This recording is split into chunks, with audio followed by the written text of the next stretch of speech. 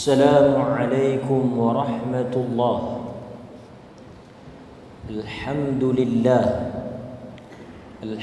لله الذي أرسل رسوله بالهدى ودين الحق ليظهره على الدين كله ولو كره المشركون. أشهد أن لا إله إلا الله وحده لا شريك له وأشهد أن سيدنا محمدا عبده ورسوله. اللهم صل وسلم وبارك على سيدنا محمد وعلى آله وأصحابه ومن تبعهم بإحسان إلى يوم الدين. أما بعد.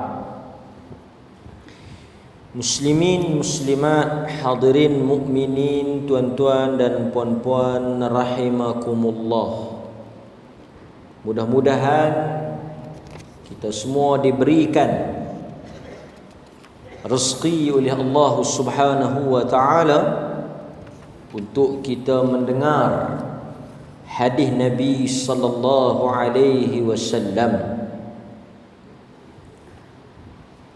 Dan kita bersyukur kepada Allah kerana pada hari ini hari yang besar di mana Allah Azza wa Jal menyelamatkan Nabi Allah Musa alaihi salam, dan kita disunahkan untuk berpuasa yang mana ganjarannya begitu besar, seperti yang telah kita dengar di dalam hadis-hadis Nabi sallallahu alaihi wasallam. Allah akan mengampunkan seluruh dosa yang kita lakukan pada tahun yang sebelumnya. Kita bersyukur kepada Allah kerana berpeluang untuk menunaikan salah satu daripada sunnah yang besar yang datang setahun sekali. Kerana puasa Ashura ini dia tidak berulang, dia datang setahun sekali. Jadi sesiapa yang mungkin terlepas peluang itu, dia terpaksa menunggu tahun yang berikutnya. Itu pun jika dipanjangkan usia oleh Allah. Allah Azza wa Jal begitu sayang kepada umat ini. Dia menjadikan amalan-amalan yang kecil tetapi fadilat yang besar, amalan-amalan yang ringkas, amalan-amalan yang sedikit tetapi ganjarannya begitu banyak. Hanya dengan berpuasa sehari sahaja Allah memadamkan seluruh dosa yang dia lakukan sepanjang tahun. 365 hari itu dibersihkan oleh Allah disebabkan oleh puasa sehari yang kita lakukan. Dan saya juga bersyukur, alhamdulillah, terima kasih kepada pihak masjid yang menganjurkan iftar, yang menyediakan tempat, dan kita juga mengucapkan terima kasih kepada penyumbang-penyumbang yang memberikan sumbangan wang ringgit, makanan dan sebagainya. Dan tuan-tuan semua dapat menikmati, dan kalau ada lebih tuan-tuan boleh bawa balik, ambil lah, seorang 3, seorang 4, kan. Semua duit-duit yang diberikan itu telah kita gunakan. Sebaiknya semuanya kita telah belanjakan untuk iftar yang telah kita langsungkan. Dan terima kasih kepada pihak masjid yang menganjurkan. Walau bagaimanapun tuan-tuan, bila kita tengok di dalam Facebook ataupun di dalam media sosial, masih ada masjid-masjid yang menganjurkan program kucing bubur pada hari ini. Taklah salah. Tetapi bila kita tengok gambar-gambar daripada kucing bubur, depa goreng mi, depa jamu karipak, depa buat teh tarik, penat kucing bubur, letih kucing bubur, makan dulu kan. Kena mi goreng, kena karipak, kena teh tarik. siapa seorang tak puasa? Yang dituntut dan disunahkan berpuasa tak buat, piduk celapok, kalut, bersabuk, benda yang Nabi tak suruh buat. Ni satu benda yang pelik tapi ajaib. Pelik tapi benar. Kucing bubuk tu esok lusa boleh. Dah mai penat-penat letih apa semua, kucing pecah habis. Tak ada siapa puasa. Kalau masjid tak buat contoh, kalau masjid tak tunjuk contoh, kalau AJK masjid tak tunjuk contoh, siapa yang paling layak ataupun siapa yang paling sesuai nak tunjuk contoh? Sebab tu masjid-masjid kena buat. Sikit 3-4 orang pun tak buat majlis buka puasa. Sekurang-kurangnya orang kampung dia tahu. Buat pengumuman, kata masjid ada anjur puasa. Dia berkata puasa apa pula? Bukan baku raya. Biar orang kampung tanya tak apa. Kita bukan baku sambut raya, ni puasa apa pula? Puasa Muharram. Ya, kadang-kadang orang kampung depa bukan tahu, bukan selalu depa main masjid. Khutbah Jumaat tu memang sebut, tapi tang mukadimah ya, mai tang tengah tu pakat lena. Jadi tak boleh lah juga kan. Dalam khutbah pun habaq kata ada puasa Muharram, tapi lena. Macam tadi pun khutbah sebut juga kan. Khutbah kedua pun sebut, tapi sebut tengah hari dah, nak niat lu ke mana? Kan? Hari ni kena puasa, habaq pukul 1 lah, 1.30 lah kan. Tapi walau bagaimanapun alhamdulillah di Perlis kita melihat banyak masjid-masjid yang sudah menganjurkan iftar. Boleh dikatakan hampir separuh masjid-masjid di Perlis ni ada iftar pada hari ini, yang menunjukkan bahawa sunnah itu dihidupkan dengan begitu besarnya di dalam negeri ini. Mudah-mudahan Tuhan merahmati negeri ini dan pemerintahnya. Rawa Abu Hurairah radhiyallahu anhu anna Rasulullah sallallahu alaihi wasallam haddatha amma yakun min hisabillahi al-ibad fi yawmil mi'ad wa murun nas 'ala as-sirat thumma qala ثم يفرغ الله من القضاء بين العباد ويبقى رجل منهم مقبل من القضاء بين العباد ويبقى رجل منهم مقبل بوجهه على النار هو آخر أهل النار دخولا الجنة. Daripada Abu Hurairah radhiyallahu anhu. Tuan-tuan dengar okey ya? Clear? Daripada Abu Hurairah radhiyallahu anhu bahawasanya Rasulullah sallallahu alaihi wasallam haddatha yuhaddithu, menceritakan. Menceritakan. Sebab itu kita sebut hadis. Hadis artinya percakapan, perbuatan Nabi sallallahu alaihi wasallam. Jadi haddatha amma yakun, Nabi sallallahu alaihi wasallam menceritakan tentang kejadian yang berlaku min hisabillahil ibad, iaitu selepas daripada hamba-hamba Allah dihisab pada hari akhirat, pada hari yang dijanjikan. Maknanya peristiwa ni berlaku bila? Di padang mahsyar, selepas daripada manusia dihisab.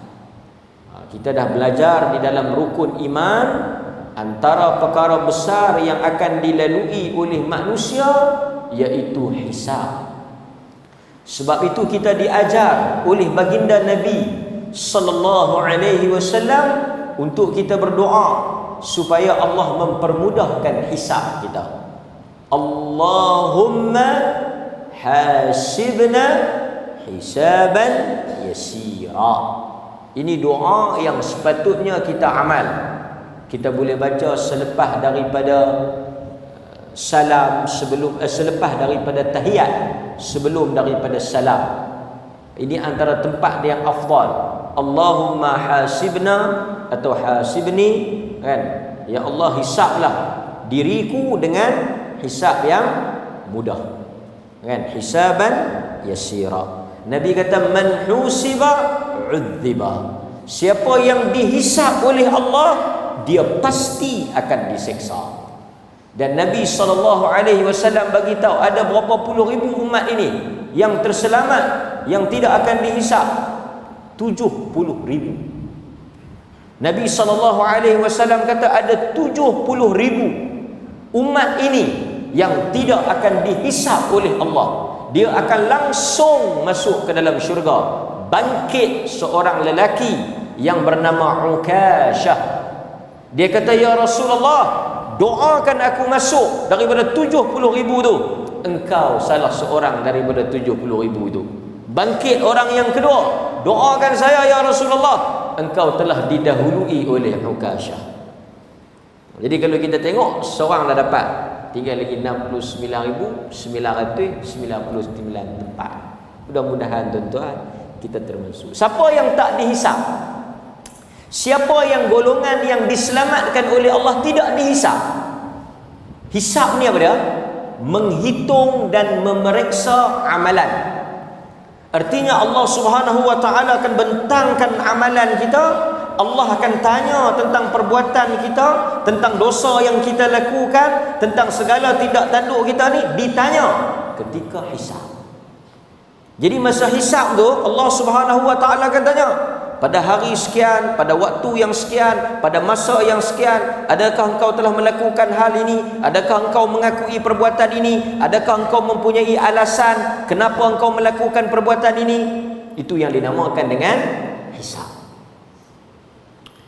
Antara golongan yang tidak dihisab oleh Allah, mereka yang la yastarqun wa la yatatayyirun. Mereka yang tidak minta dijampi, mereka yang tak terlibat dengan jampi menjampi, dan mereka yang tidak terlibat dengan mempercayai sial majal. Maknanya mereka tak pernah terlibat dengan bomo ni, tak pernah terlibat dengan jampi serapah ni, tak pernah terlibat dengan percaya khurafat tahyul ni. Mereka ini antara golongan yang dimasukkan oleh Allah ke dalam syurga tanpa proses hisab. Kan? Kemudian Nabi SAW kata, perbuatan ini atau peristiwa ini berlaku wa mururin nasi ala sirat, setelah manusia melintasi titian sirat. Tentang sirat juga kita dah pernah bincang, dah pernah bahas. Titian sirat ni macam mana? Lebih halus daripada rambut, lebih tajam daripada pedang. Ada yang melintasnya sepantas angin, sepantas kilat, seperti orang yang menunggang kuda. Ada yang berlari, ada yang berjalan, ada yang merangkak, ada yang jatuh. Sirat. Antara amalan yang nak memudahkan tuan-tuan melintasi titian sirat apa dia? Kalau tuan-tuan nak lintas dengan selamat, dipermudahkan tuan-tuan lintas, boleh masuk ke dalam syurga tanpa terjatuh ke dalam neraka, keluar mencari ilmu. Ya tuan-tuan duduk keluar tiap-tiap malam, ada sebahagian sahabat-sahabat yang duduk keluar tiap-tiap malam, pergi masjid tu, pergi masjid ni, kan?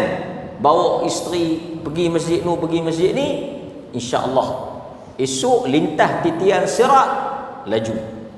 Berdasarkan hadis, man salaka tariqan yaltamisu fihi ilma sahallallahu lahu tariqan ilal jannah. Sesiapa yang keluar menuntut ilmu, keluar daripada rumahnya mencari ilmu, dipermudahkan jalan untuk dia masuk ke dalam syurga. Syurga, jalan nak masuk syurga ni jalan apa? Titian sirat. Selepas tuan-tuan lintas titian sirat, di hujungnya syurga. Jadi para ulama menyatakan bahawa orang yang keluar menuntut ilmu, keluar pergi ke masjid mencari ilmu, esok bila dia nak lintas titian sirat, sahallallahu lahu tariqan ilal jannah. Allah pemudah, mungkin dia lintas tu cepat dia sampai. Kan? Ini antara apa yang disebut di dalam hadis Nabi sallallahu alaihi wasallam. Kemudian tuan-tuan, dalam hadis ni dia kata apa? thumma yafrugullahu minal qada' bainal ibad. Setelah Allah Ta'ala selesai memutuskan hukuman dan menjatuhkan hukuman dan menyelesaikan hukuman di antara hamba-hambanya, wa yabqa rajulun minhu muqbilun biwajhihi an-nar. Setelah yang masuk syurga, yang masuk neraka, selesai semua keputusan Allah telah diumumkan, dijatuhkan, maka ada seorang lelaki, wa yabqa rajulun minhum, ada seorang lelaki terakhir yang mana dia ini muqbilun biwajhihi 'alan nar, duduk menghadap ke arah neraka. Yang mana lelaki ini, kata Nabi, huwa akhir ahli nar dukhulan al-jannah. Dia ni duduk, dia punya posisi dia duduk, muka dia menghadap api neraka. Api neraka panas banyak mana? Tinggi mana api neraka? Yang orang duk buat main-main tu, nasi goreng neraka lah, kutia goreng neraka lah, menu daripada neraka lah. Dia buat main api neraka. Ada yang kata apa? Ada yang kata tak apa kalau kita masuk neraka ni macam kita masuk wad lah, kan? Masuk sat lega-lega apa semua, kita keluar. Syurga neraka bukan bahan mainan. Syurga dan neraka ni bukan bahan agama yang kita boleh buat lawak. Syurga neraka ni benda yang kita tak boleh jadikan bahan untuk kita nak bergurau. Kerana ni bukan benda main-main. Berapa dia punya panas api neraka ni? Nabi SAW kata apa? Satu bahagian daripada api ni ada di dunia, ada 69 kali ganda lagi di neraka. Jadi kalau kita nak nisbah panas api dunia dengan api neraka 1/70, satu daripada 70 kali ganda api neraka. Sebab itu bila kita masuk dalam neraka, apa yang berlaku kepada diri kita? Ditukar menjadi besar. Apabila tuan-tuan esok ni, bukanlah tuan-tuan, apa ni, puasa Muharram pun dia kata masuk neraka juga, kan? Tak larat ni puasa ni pun masuk neraka. Orang lain. Apabila orang masuk dalam neraka, Nabi SAW kata dia ditukar menjadi besar. Dia tak padan lah kalau tuan-tuan masuk macam ni, kan? Hangui hentung sah lah. Gigi gerahamnya sebesar Uhud. Gigi geraham ahli neraka sebesar gunung Uhud. Tuan-tuan boleh bayangkan betapa besarnya postur ahli neraka. Kenapa Allah Subhanahu wa taala mengubah rupa bentuk dan saiz kita menjadi besar? Supaya padan dengan azab yang akan dikenakan kepada kita. Sebab itu orang kalau besar ni kita tibai bau puih. Kalau orang hak kecil-kecil ni kita nak tibai pun tak padan, kan? Tapi kalau budak tu besar, bubuh tengah belakang, puih dengar bang bang, kan?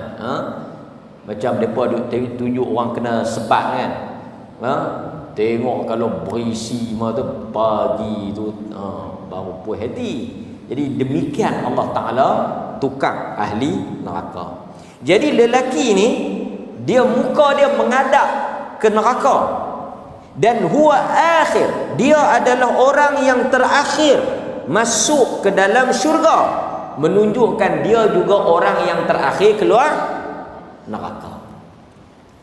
Di sisi ahli sunnati wal jamaah, di sisi ahli sunnah apa dia? Syurga yang dimasuki, neraka yang dimasuki oleh orang-orang mukmin tidak kekal. Akhirnya dia akan ditutup. Maksudnya sebab itu orang beriman ni bila dia mati, kalau dia mati dalam keadaan muwahhid, mentauhidkan Allah, seperti yang selalu kita sebut, ada kebarangkalian untuk Allah mengampunkan dosanya dan ada kebarangkalian untuk Allah azab dulu. Sebab itu kita tidak menjamin sesiapa pun sebagai ahli syurga. Orang yang bagus beriman pun kalau dia mati, mudah-mudahan dia masuk syurga. Kan? Kalau orang yang paling teruk pun mati, mudah-mudahan Allah ampun dia. Tapi kita nak kata dia confirm masuk neraka tu tak boleh lah. Sebab ini di bawah kehendak Allah Subhanahu wa taala. Sebab itu kalau tuan-tuan tanya saya, orang macam ni ustaz, perbuatan dia berdosa ataupun tidak? Kita kata berdosa. Adakah dia confirm masuk neraka? Wallahu a'lam. Kita tak tahu. Sehari semalam ke bila tak tahu, saya tak berapa nak perasan sangat. Ada satu berita saya baca di Facebook. Seorang penyanyi rockers perempuan, kalau tak silap, saya pun tak baca sangatlah pasal saya tak nampak ada kepentingan sangat. Tapi bila saya baca balik itu, katanya perempuan ini dahulunya penyanyi rock di barat, dan dia masuk Islam. Saya ingat tak lama dia masuk Islam dan dia mati. 2-3 hari ini dia mati. Cuba tuan-tuan cari tengok. Dan menariknya, sebelum dia mati itu dia telah memeluk Islam dan dia telah berubah menjadi seorang muslimah, seorang wanita muslimah yang baik. Sebab itu kita tidak mengetahui pengakhiran hidup manusia. Pengakhiran hidup manusia. Baik. Apabila dia ni duduk last nak masuk dalam syurga ni, dia kata dekat Allah Subhanahu wa taala, dia tak masuk lagi. Dia kata, ya Rabb, isrif wajhi 'anil nar. Wahai Tuhan, palingkan mukaku daripada menghadap ke neraka. Fa innahu qad qashabani rihuha wa ahraqani zakauha. Kerana walaupun aku tak masuk ke dalamnya, bahang, haba, angin, wak, panas dia tu menyebabkan aku terseksa dan terbakar. Dahsyatnya neraka ni tuan-tuan. Kita tak masuk lagi, dia punya bahang dia dah membakar. Kalau tuan-tuan biasa bakar ikan ke, bakar sate ke, kan, tuan-tuan duduk di tepi bara api tu pun berasa bahang, kan, terasa hangat tu, belum lagi kena api tu. Jadi dia kata dekat Allah, palingkan wajahku, alihkan wajahku daripada melihat, menghadap ke arah api neraka. Fayad'u Allah bima syaa yad'uhu. Lalu dia pun berdoalah kepada Allah. Thumma yaqulullah, kemudian Allah berkata, Allah bercakap, Allah berbicara. Sebab itu kita kata Allah berbicara, Allah bercakap, kan? Sesuai dengan kelayakan dan sifat Allah Subhanahu wa taala. Dan Allah menyatakan dalam Al-Quran, dia bercakap, wa kallamallahu Musa taklima, dan Allah berbicara dengan Musa. Dalam hadis ini, thumma yaqulullah, dan Allah bercakap.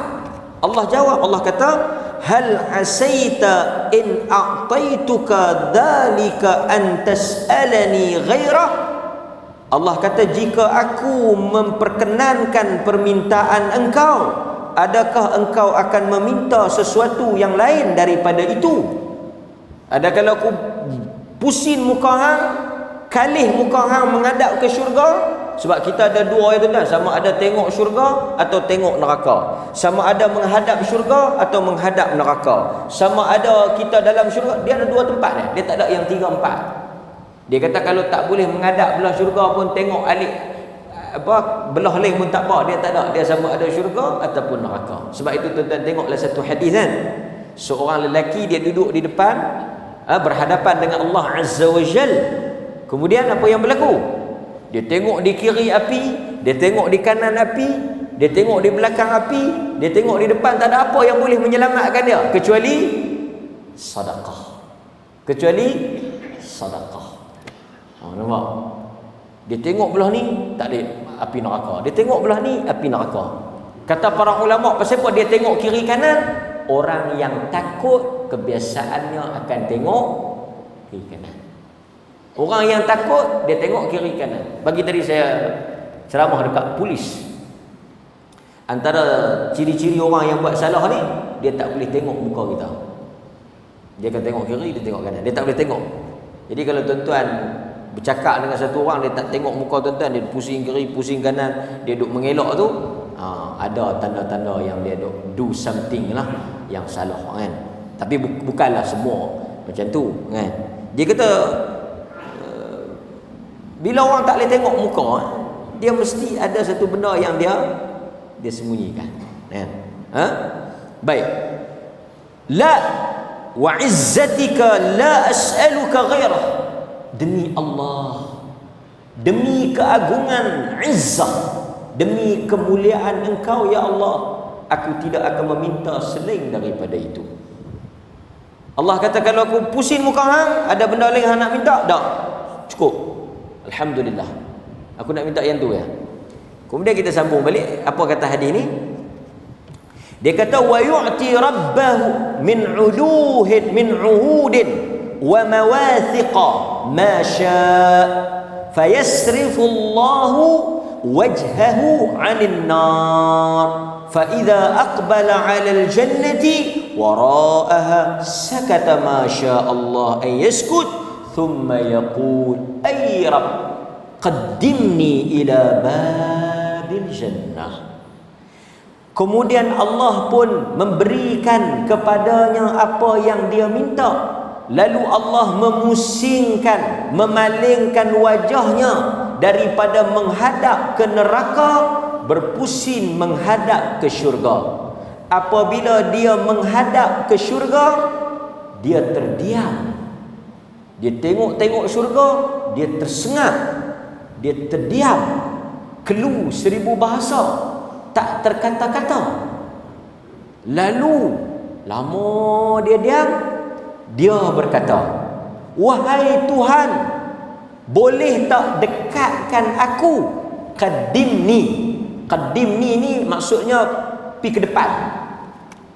Boleh tak dekatkan aku ila babil jannah, ke depan pintu syurga. Bila dia tengok daripada jauh. Dia kata, ya Allah, qaddimni ila babil jannah. Boleh tak kalau kau bawa aku pergi dekat dengan pintu, duk luak tu, dekat pintu. Fayaqulullahu lahu alasta qad a'taita uhudaka wa mawathiqaka.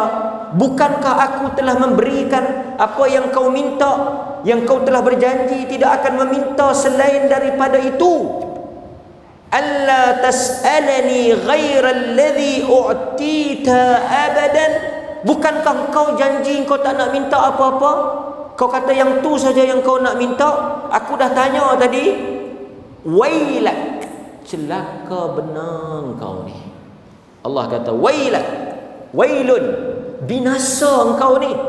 Ya bena Adam, ma aghdaraka. Engkau ni orang yang khianat, mungkir janji.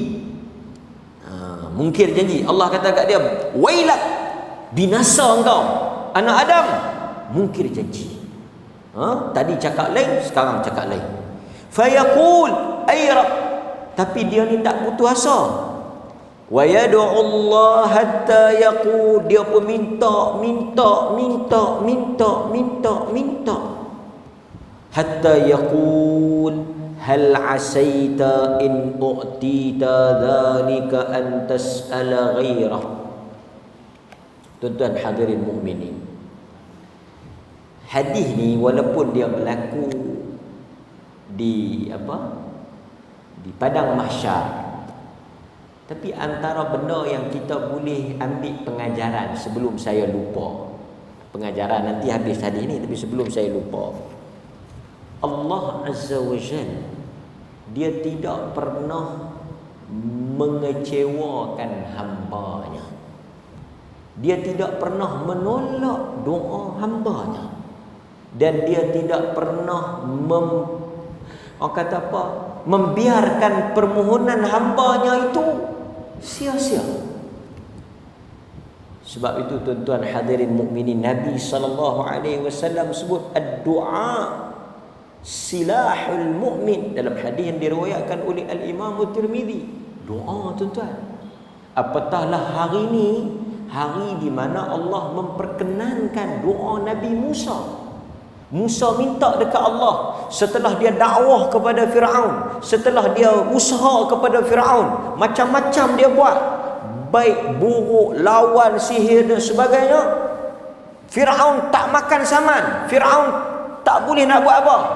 Baru dia doa supaya Allah musnahkan Firaun 40 tahun. Selalu saya cerita tajuk ni. Dan pada selepas 40 tahun Allah Subhanahu wa taala dengar doa dia, barulah Allah makbulkan pada 10 Muharram Allah tenggelamkan Firaun. Wa idh faraqna bikumul bahr, Allah Taala belah laut itu, tenggelamkan Firaun. Demikian juga Nabi Allah Zakaria, doa pada usia dia 80 tahun baru Allah Ta'ala perkenankan memberi anak Yahya. Nabi-nabi pun tuan-tuan, bukan doa hari ni terus dapat. Mereka juga diberi ujian oleh Allah, ada masa, ada tempoh, ada waktu dia. Maka tuan-tuan doa, doa, minta. Kemudian dia kata apa lagi? Dia kata fa idza qama wa yu'ti ma syaa min 'uhudin wa mawathiq fayuqaddimuhu ila babil jannah. Maka Allah Ta'ala pun memperkenankan permintaannya. Allah Ta'ala memasukkan ataupun mendekatkan dia ke dalam syurga. Dan dia sekali lagi macam biasalah, dia kata apa? Yang itulah saja. Tapi tuan-tuan, walaupun cerita ni cerita di akhirat, tapi perangai tak pernah puas dengan apa yang kita dapat ni memang merupakan perangai kita lah. Ya. Perangai apa? Perangai kalau dapat yang ni, dia nak yang lebih. Kalau dapat yang lebih, dia nak lagi lebih. Sebab itu agama ajar kita qanaah. Sebab itu tiap-tiap hari tuan-tuan jangan lupa satu doa. Allahumma inni as'aluka al-huda wat-tuqa wal-afaf. Afaf. Kan? Allahumma inni as'aluka al-huda wat-tuqa wal-afaf wal-ghina. Ya Allah, ya Tuhanku, kurniakan kepadaku petunjuk dan takwa. Afaf. Afaf ni apa? Kalau tuan-tuan nak buh nama anak, boleh letak nama Afif, Afaf, Iffah. Boleh buh Iffah, Afifah. Maksudnya apa? Seseorang yang hatinya Iffah ni cukup dengan dia rasa cukup dengan apa yang dia ada. Dia satisfied, puas hati. Kalau dia dapat 5, dia puas hati. Dapat 6, dia puas hati. Sebab itu tuan-tuan, Nabi kata yang dikatakan kaya bukanlah yang dikatakan kaya itu kaya harta, tetapi kaya jiwa. Maksudnya satu orang kalau dia banyak pun, tapi kalau dia tak ada afaf, tak ada iffah, dia akan rasa tak cukup. Tapi kalau satu orang dia rasa afaf, iffah, sikit pun dia cukup. Yang ni susah. Sebab itu Nabi doa, Allahumma inni as'aluka huda wat tuqa. Tuan-tuan biasa dengar satu cerita. Satu orang sahabat nama Hakim bin apa? Hakim bin Hizam. Bisa dengar tak cerita dia? Dia kena ayat Nabi tu terus bertobat terus. Apa dia cerita menarik tentang Hakim bin Hizam? Tuan-tuan jangan main-main. Duit, harta ni, bahasa orang utara dia panggil berantu. Apa makna berantu? Tuan-tuan duk kata berantu ni apa maksud dia? Jangan main-main dengan duit ni, berantu ni. Apa yang kita faham dengan berantu ni? Berhantu.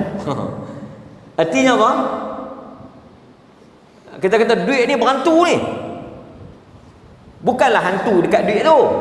Tapi dia maksudnya bila kita dapat, kita nak lagi. Kita nak lagi. Kita nak lagi. Tu yang dia kata berantu tu. Tu yang dia rasa tak cukup. Dia rasa tak puas. Tu yang kata berhantu tu. Macam tuan-tuan buat rumah. Buat rumah. Mana pernah sudah sampai mati. Setengah tu mati tak ada duk. Jangan mula buat. Orang petua jangan mula buat. Kalau dan buat, memang tak berhenti. Ni semua ni duk cerita ni, tukang-tukang rumah kata dulu ni nak buat dapur ya, lepas tu sampai ke depan. Dia buat dia sambung macam tu. Dia buat dia sambung. Pasal apa? Dia tak puas. Dia kata dah dapur dia elok, tang dapur elok, ruang makan tak elok. Dia kata ni kalau kita buh siling sikit ni, buh lampu sikit ni, kita cat leng elok kot no. Tukang dia akan kata apa? Saya nak habang hak lagu tu ke? Dia nak buat gitu ke? Dia buat pula mana? Eloklah tang ni. Dia macam tu. Ni kalau tang ni kita buka silin ke apa dia mula. Pasal itu tuan-tuan hadirin mukminin, dia kena ada qanaah, iffah. Allahumma inni as'aluka huda wat tuqa wal afafa wal ghina. Hakim bin Hizam yang saya nak cerita ni, dia ni satu orang miskin. Jadi dia mai dekat Nabi sallallahu alaihi wasallam, dia minta. Dia kata Rasulullah, mai duit sikit, lebih kurang macam itulah. Mai harta sikit, Nabi bagi. Sekali pertama Nabi bagi. Esok lusa lepas tu dia mai minta lagi. Dia kata Rasulullah, minta sikit. Rasulullah bagi lagi. Lepas tu dia main lagi. Rasulullah minta lagi macam biasa, bagi lagi. Cuma kali ketiga Nabi kata, Hakim, Nabi kata harta ini dia adalah sesuatu yang hijau dan manis. Inna hadzal mal khadirah, hijau, manis. Dan manusia tidak akan pernah puas, akan sentiasa minta. Dan ingat, orang yang meminta-minta bukan kerana keperluan dia, tak halal untuk dia ambil. Dan esok dia akan bangkit dalam keadaan tidak ada isi di muka dia. Hati-hati Hakim. Hakim dengar lepas tu, Hakim kata, wallahi, demi Allah, aku tidak akan meminta dan aku akan tak terima lagi bantuan.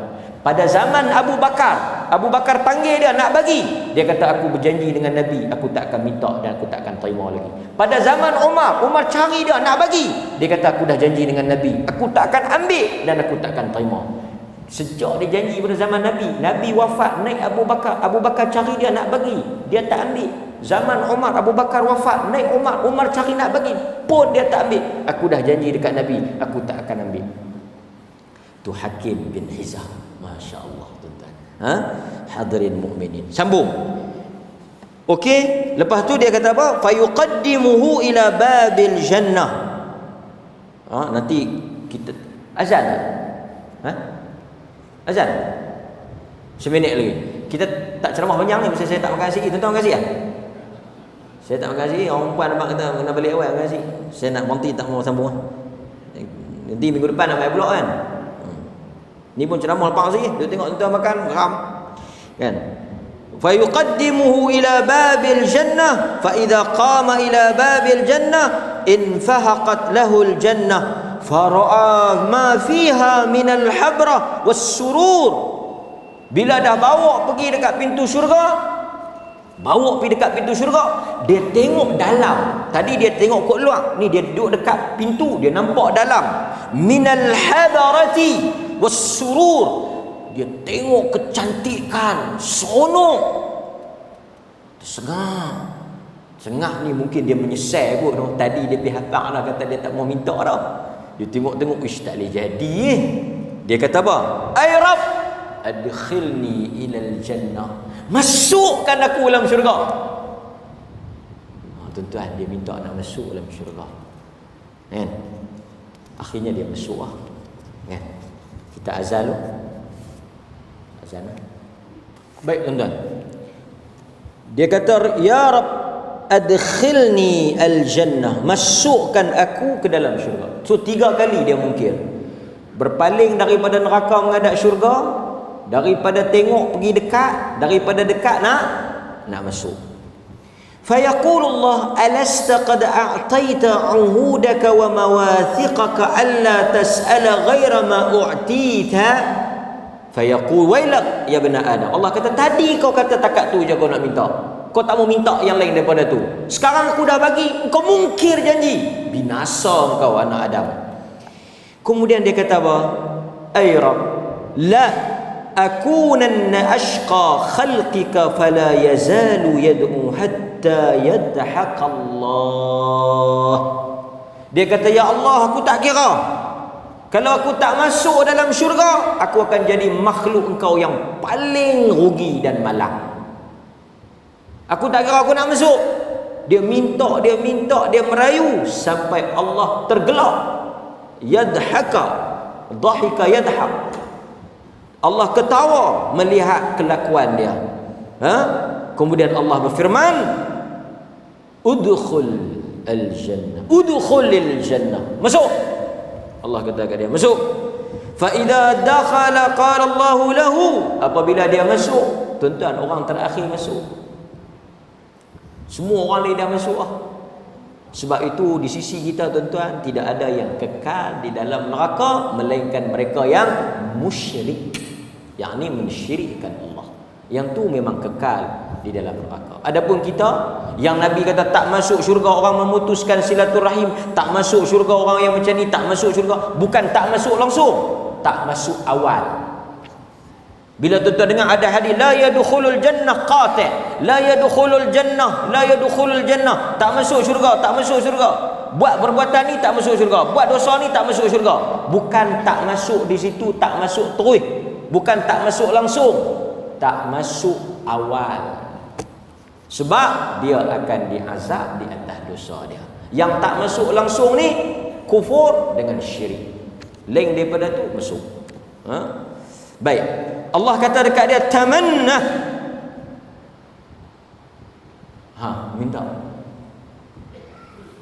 Tamanna ni angan-angan, maksudnya imagine. Hang nak minta apa, hang bayang. Dia pun bayang. Fasa'ala rabbahu wa tamanna hatta inna Allah la yudhakkiruhu yaqul kadha wa kadha. Lepas tu Allah kata, minta lagi. Dia pun minta dapat. Minta lagi. Minta dapat. Minta lagi.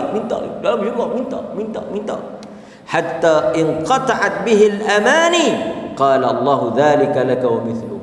Allah kata minta. Minta lagi. Sampai tak tahu nak minta apa. Dia kata tak ada apa dah. Minta lagi. Tak ada apa dah. Tuan-tuan boleh bayang. Yang ni nikmat orang yang akhir, dukhulal jannah. Sebab itu dunia ni tidak ada apa-apa.